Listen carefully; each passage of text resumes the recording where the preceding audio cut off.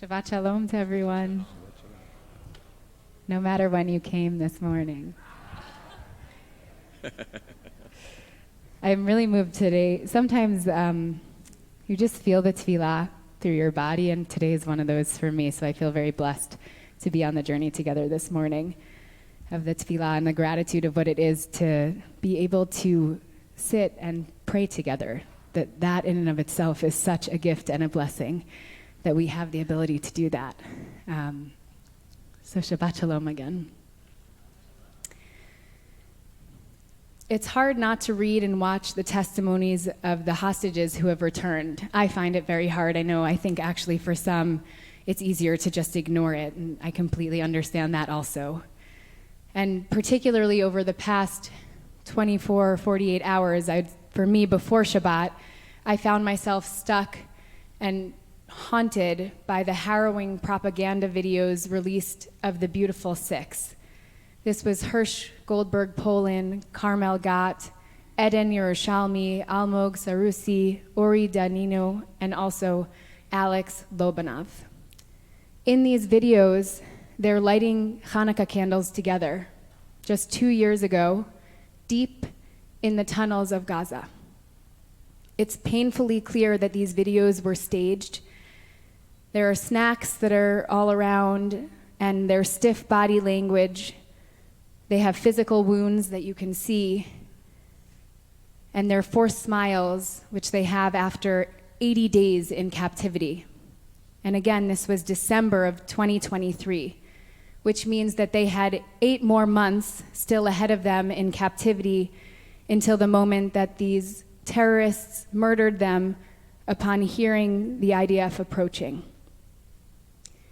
And yet, in the depths of these tunnels, in the pit of the earth, these 6, along with hundreds of others, found a spark and kindled it. They kindled it for themselves, and they kindled it for one another. And when we watch these videos, even with all of the agony and all of the doubt that they evoke, it also reminds us that light can and does exist even in absolute darkness. In our Parsha, Vayeshev, Yosef, the beloved son of Yaakov, is taken by his jealous brothers and thrown into a pit which is dark. It says that they took him, vayikachuhu, vayashlichu oto habora, and they threw him into the pit. V'habor reik ein bo mayim, that this bore was empty and there wasn't any water that was in it. And Rashi famously asks this question, since the Torah says that it's empty, it says reik, why is it that then it needs to repeat and say ein bo mayim, that there wasn't any water that was inside? And he answers and says, mayim ein bo. We know there wasn't any water there, but this is actually telling us that there were nechashim, that there were these snakes and there were these scorpions that were there. So it wasn't actually fully empty. It actually had something in it. It just wasn't something positive. It was something scary and dangerous. And Rashi draws this. Often Rashi takes his commentary from other places in our tradition. And it happens that Rashi takes this one from the Gemara in Shabbat 22a, which is the page or the daf of the Gemara where he takes it from. And remarkably, this is in the middle of a discussion on the Hanukkah candles. The Torah Tamima, another commentary, notices this juxtaposition and suggests that it connects Joseph and his story to the teaching of the Gemara, which this teaching that it's teaching us about, it's very detailed. The Gemara often likes to give us details. How do we light the Hanukkah candles? Where can we light them? And this is a part of a conversation that says you can't light them too high up because then nobody else would see them. And it talks about you can't light anything over 20 amot. Although living in New York City, it's a little different because we can see each other's candles from the windows. But in that time, you don't want it to be too high. And the Torah Tamima says that this teaches us that Yosef's pit, it takes it back to the pit and says that the pit that Yosef was sitting in was actually 20 amot, about 30 feet deep.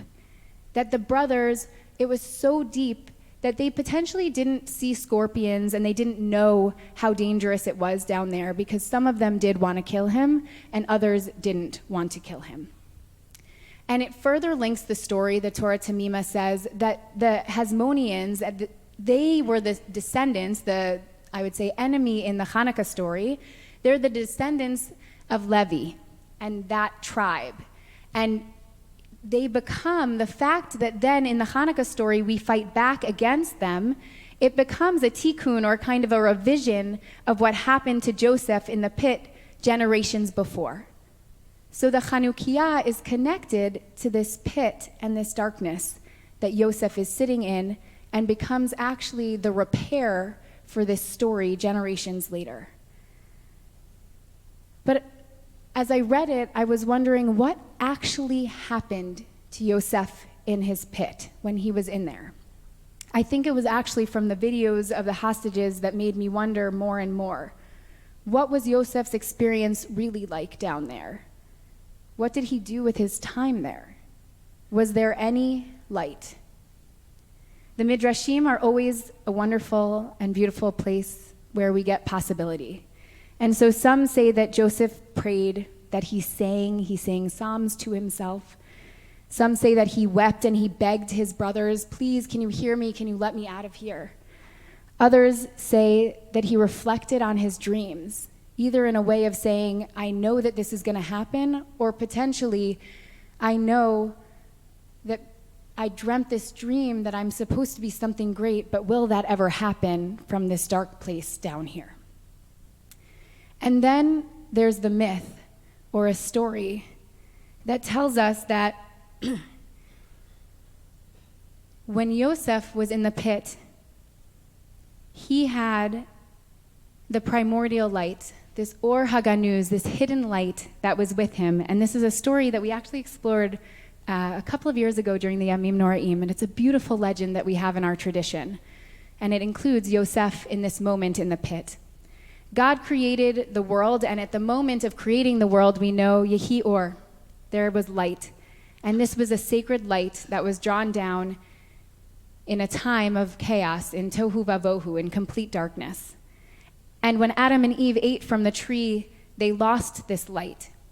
And then God felt as though it was necessary to hide it away for those who are righteous and put it someplace else, put it in the world to come. But God preserved a trace of this light, a tiny bit of this light, in a small glowing stone. And they call it the Tzohar. Passed down through Adam, from Adam to Seth, to Noach, to Abraham, to Isaac, to Jacob.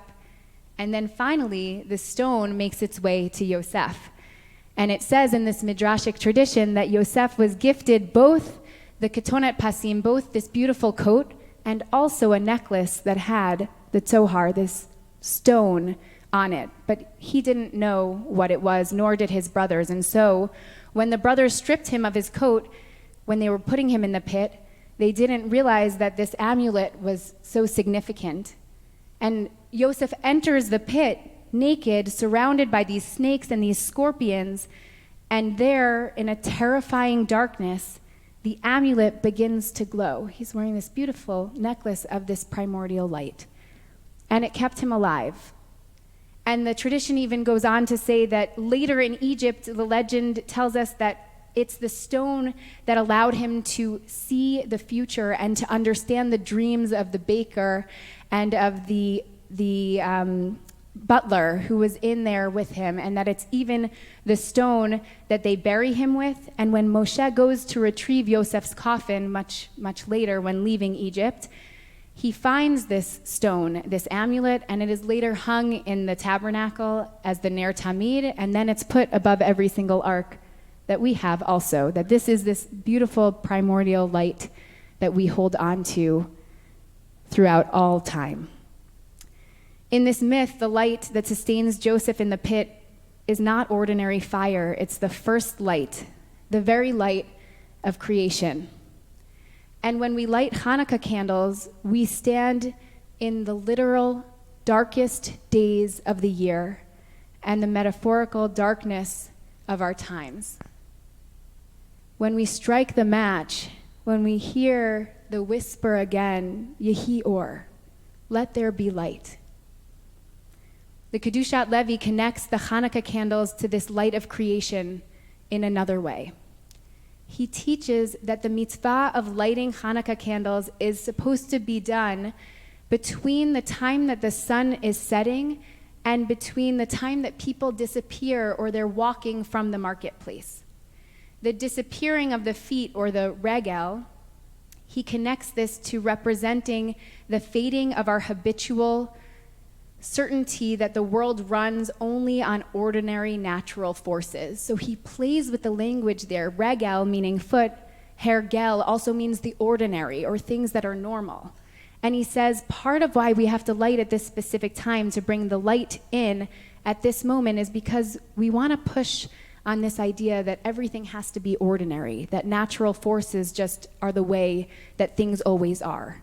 And he says the candles teach us that hidden miracles shimmer beneath the surface, that the world is constantly being recreated. Yehi Or, we should hear this over and over again, every moment, by a God who still insists on light over chaos and darkness. From that very moment of creation, a God who still demands light over darkness and chaos.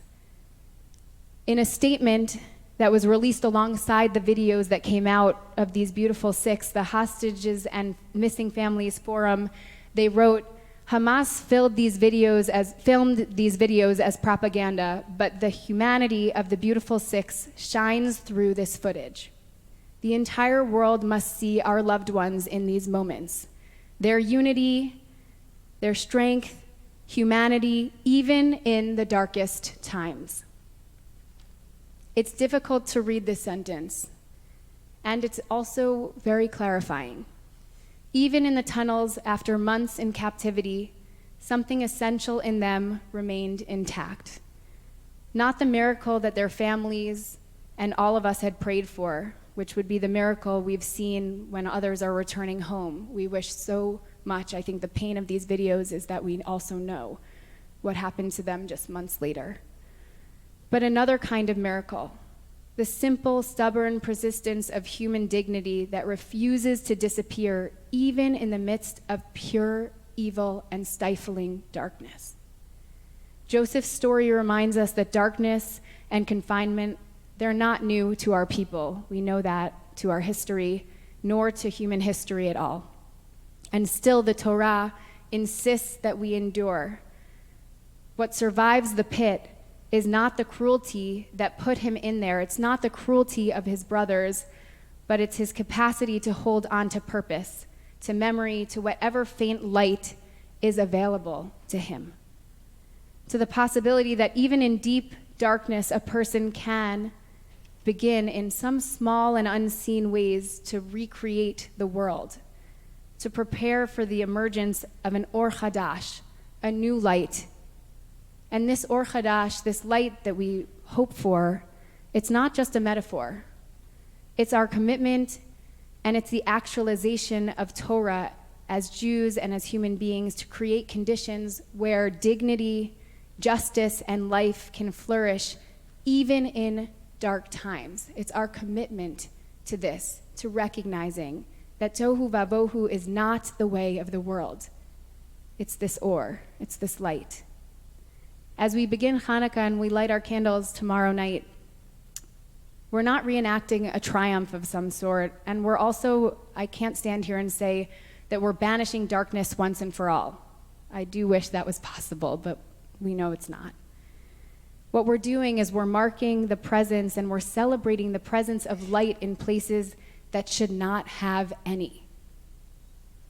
We're reminding ourselves that our task is not to manufacture this light or this hope, but to guard the light, to keep the flame alive for ourselves, for one another, and for the next generation, so that we might yet be worthy of and swiftly merit the radiance of this new light that we so desperately pray for each and every morning.